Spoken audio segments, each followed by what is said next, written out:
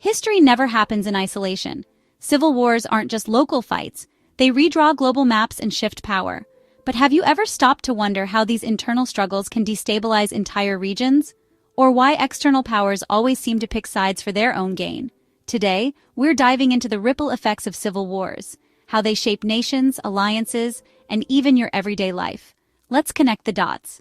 Okay, so here's the thing. When we think of civil wars, it's easy to imagine them as isolated disasters, a country imploding over politics, ideology, or maybe even who has the worst flag redesign ideas.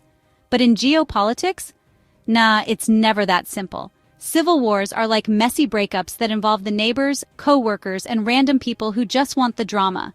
They go way beyond borders. Look at history. The American Civil War? It wasn't just about the US, it shaped global economics. Fast forward to Syria and Yemen, and you've got civil wars acting like magnets for larger powers with their own agendas.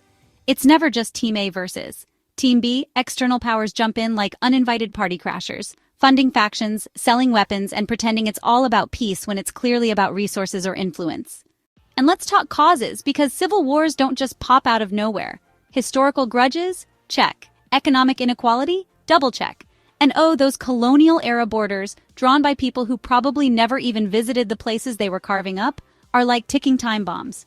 Throw in a country sitting on oil, diamonds, or some other shiny resource, and suddenly everyone's interested. Need proof? The Cold War turned civil wars into proxy playgrounds, from Afghanistan to Angola. Even now, you've got Saudi Arabia and Iran using Yemen as a chessboard while everyone else places bets. The mess doesn't stay contained either. Refugees pour into neighboring countries, straining resources and sparking more tension. Extremism, arms smuggling, and cross-border raids? That's the sequel nobody asked for. Remember Rwanda in the 90s? The genocide triggered a massive exodus, which spilled into Congo and kick-started one of the deadliest conflicts in modern history.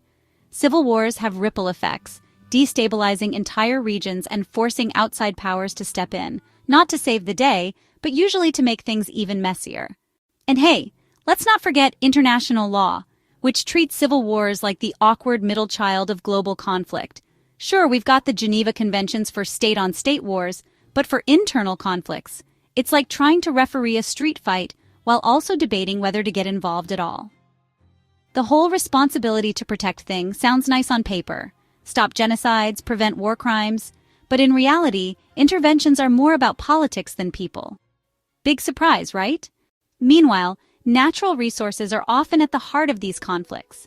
Factions fight over oil, diamonds, or rare minerals, and foreign powers swoop in like vultures looking for a cut.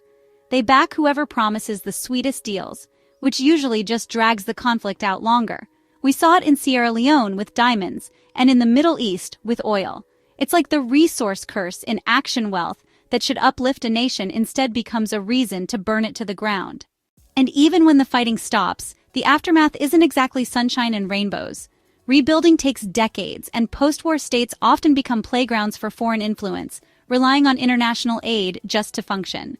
Some manage to bounce back, props to good leadership and inclusive peace deals, but others spiral into failed states like Somalia, which became infamous for piracy and terrorism.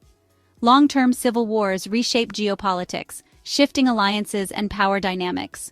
Take Syria. It brought Russia back into the Middle Eastern spotlight while giving NATO a major headache.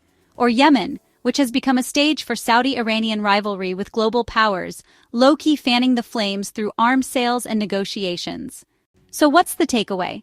Civil wars are never just about the country where they happen. They're geopolitical earthquakes that send shockwaves across the globe, affecting economies, alliances, and even how nations define their roles in the world. And as history shows, solving them isn't just about ending the violence. It's about addressing the deep-rooted issues that sparked it in the first place. I'll leave you to discuss in the comments about how external powers should approach civil wars. Should they stay out completely or intervene more responsibly?